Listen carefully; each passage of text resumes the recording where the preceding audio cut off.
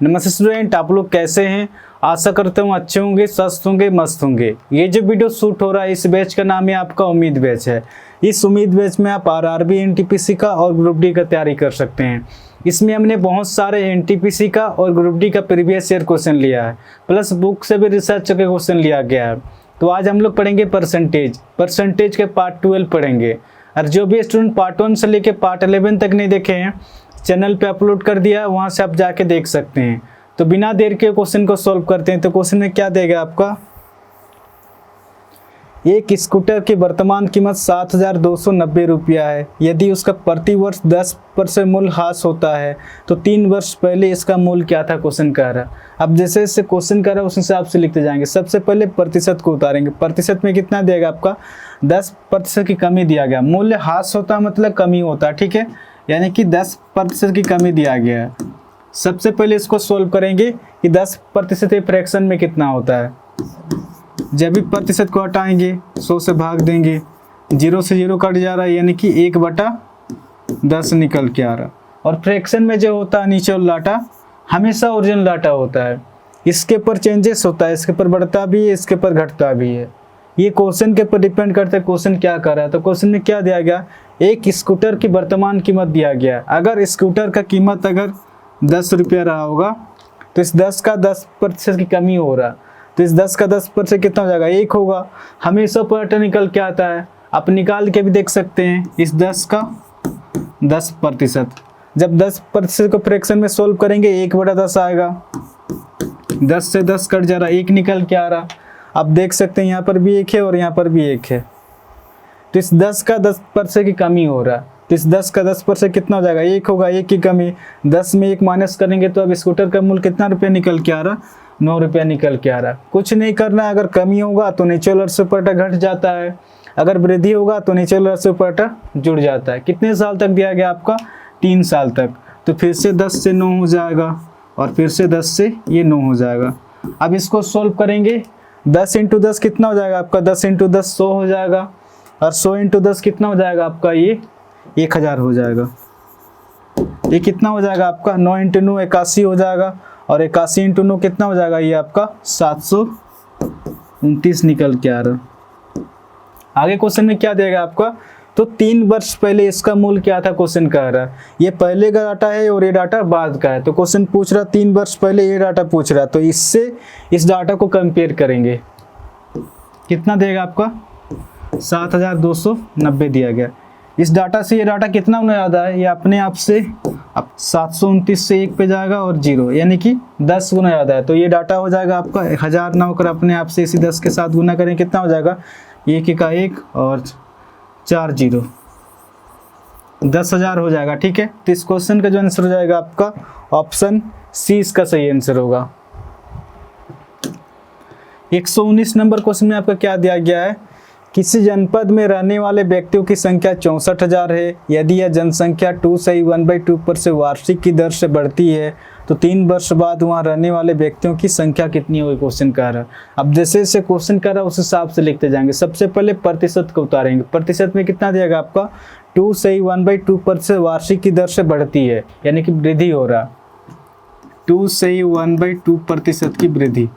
सबसे पहले इसको सोल्व करेंगे कि 2 से 1/2% फ्रैक्शन में कितना होता है। ये कितना हो जाएगा, 2 दूना 4 प्लस 1, इसको मैं 5/2 लिख सकता हूँ।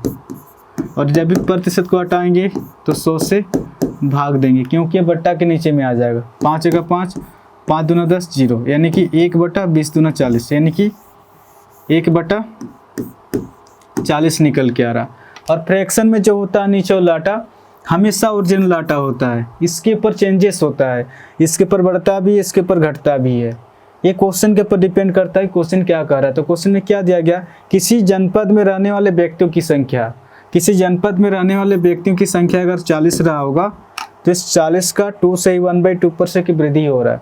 तो इस 40 का 2 से 1/2% कितना हो जाएगा, 1 होगा। हमेशा पैटर्न निकल के आता है 1 की वृद्धि। तो जैसे ही 40 में 1 जोड़ेंगे तो कितना हो जाएगा आपका, व्यक्ति की संख्या 140 हो जाएगा। कितने साल तक दिया गया आपका, 3 साल तक दिया गया, यानी कि 40 से 140 हो जाएगा, फिर से 40 से ये आपका 140 हो जाएगा। अब इसको सोल्व करेंगे, ये कितना हो जाएगा आपका, ये हो जाएगा आपका 64,000 हो जाएगा। और ये आपका हो जाएगा, ये आपका 68,921 हो जाएगा। आगे क्वेश्चन क्या देगा आपका, 3 वर्ष बाद वहाँ रहने वाले व्यक्तियों की संख्या कितनी होगी क्वेश्चन कह रहा है, यानी कि ये डाटा पूछ रहा, ठीक है। तो इससे इस डाटा को कंपेयर करेंगे, कितना देगा आपका 64,000। इस डाटा से ये डाटा कितना हो जाता है, ये अपने आप से 1 गुना ज़्यादा। तो इसी प्रकार ये डाटा 1 गुना ज़्यादा हो जाएगा, तो कितना हो जाएगा 68,921 हो जाएगा, ठीक है। तो इस क्वेश्चन का जो आंसर हो जाएगा आपका ऑप्शन ए इसका सही आंसर होगा। 120 नंबर क्वेश्चन में क्या देगा आपका, एक गांव की वर्तमान जनसंख्या 67,600 है। यह 4% वार्षिक की दर से बढ़ती रही है। गांव की जनसंख्या 2 वर्ष पूर्व कितनी थी क्वेश्चन कह रहा। अब जैसे जैसे क्वेश्चन कर रहा है उस हिसाब से लिखते जाएंगे। सबसे पहले प्रतिशत को उतारेंगे। प्रतिशत में कितना देगा आपका 4% वार्षिक की दर से बढ़ती है, यानी कि वृद्धि हो रहा, 4% की वृद्धि। सबसे पहले इसको सोल्व करेंगे कि 4% फ्रैक्शन में कितना होता है। जब भी प्रतिशत को हटाएंगे 100 से भाग देंगे, 2 दूना 4, 2 पचे 10, 0, 2 एका 2, 25 पे जा रहा है, यानी कि 1/25 निकल के आ रहा। और फ्रैक्शन में जो होता है नीचे वाला डाटा हमेशा ओरिजिनल डाटा होता है, इसके ऊपर चेंजेस होता है, इसके ऊपर बढ़ता भी है, इसके ऊपर घटता भी है। ये क्वेश्चन के ऊपर डिपेंड करते हैं क्वेश्चन क्या कह रहा है। तो क्वेश्चन में क्या दिया गया, एक गांव की वर्तमान जनसंख्या, अगर गांव की जनसंख्या 25 रहा होगा तो इस 25 का 4% की वृद्धि, जब भी वृद्धि होगा तो नीचे वाला से पलटा जुड़ जाता है। तो 25 में 1 जुड़ेगा तो कितना हो जाएगा आपका 26 हो जाएगा। कितने साल तक दिया गया आपका 2 साल तक दिया गया, तो फिर से ये 25 से 26 हो जाएगा। अब इसको सोल्व करेंगे, 25 × 25 कितना हो जाएगा आपका, 25 × 25 आपका हो जाएगा ये 625 हो जाएगा। ये कितना हो जाएगा आपका 26 × 26, ये आपका हो जाएगा 676 हो जाएगा। आगे क्वेश्चन क्या देगा आपका, तो गांव की जनसंख्या 2 वर्ष पूर्व कितनी थी क्वेश्चन कह रहा। ये डाटा पूर्व का है, ये डाटा बाद का है। तो क्वेश्चन कह रहा है गांव की जनसंख्या 2 वर्ष पूर्व कितनी थी, ये डाटा पूछ रहा। तो इससे इस डाटा को कंपेयर करेंगे, कितना देगा आपका 67600। इस डाटा से ये डाटा कितना हो जाता है, ये अपने आप से 676 से 1 और 2 0, यानी कि 100 गुना ज़्यादा। तो ये संख्या हो जाएगा आपका 625 ना होकर अपने आप से इसी 100 के साथ गुना करेंगे, कितना हो जाएगा 625 × 100।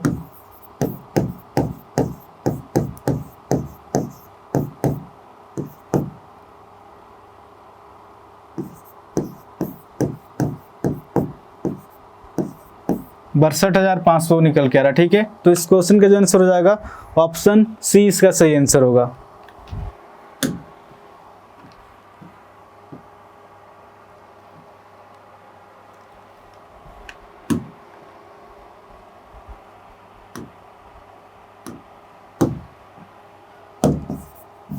इस क्वेश्चन में आपका क्या दिया गया है, एक नगर की जनसंख्या प्रति वर्ष 5% बढ़ जाती है। यदि वर्तमान जनसंख्या 9,261 है तो 3 वर्ष पहले जनसंख्या कितनी थी क्वेश्चन कह रहा।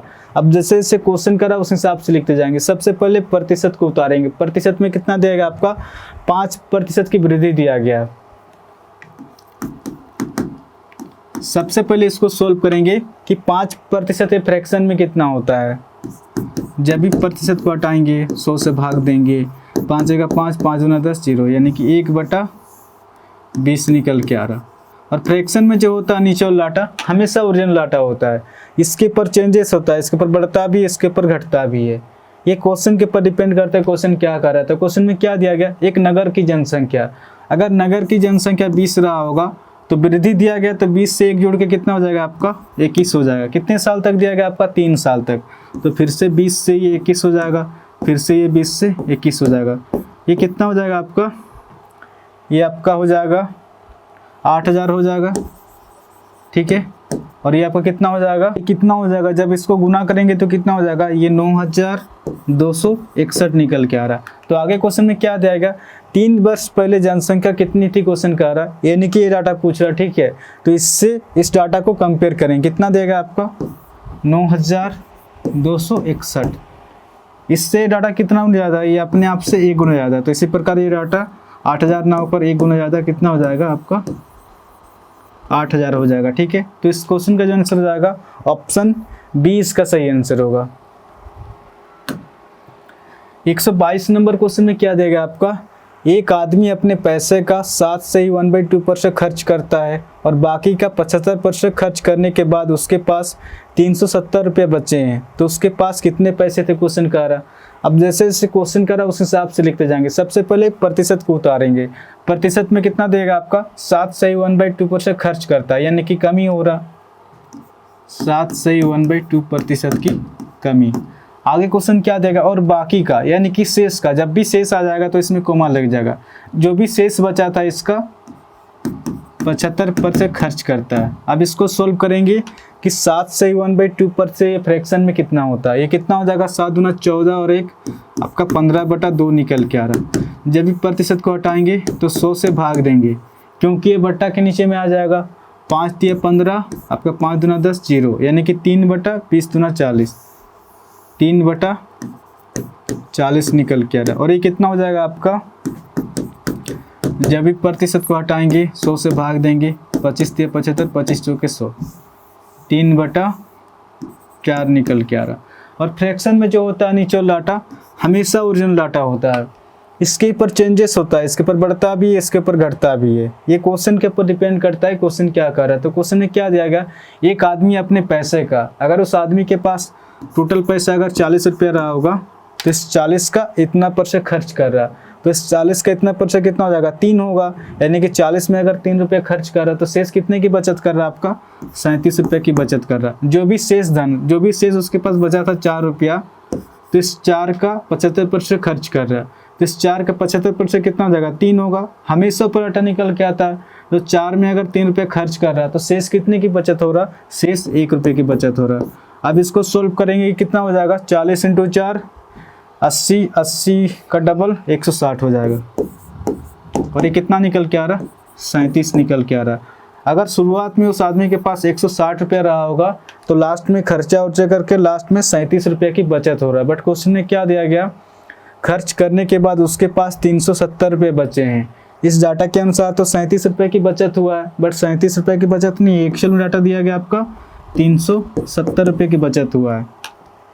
इस 37 से 370 कितना हो जाता है, ये अपने आप से आपका 37 से का 37 0, 10 होना ज़्यादा। तो क्वेश्चन क्या करा, उसके पास कितने पैसे थे, 160 रुपया ना होकर अपने आप से इसे 10 के साथ गुना करें, कितना हो जाएगा आपका 160 × 10,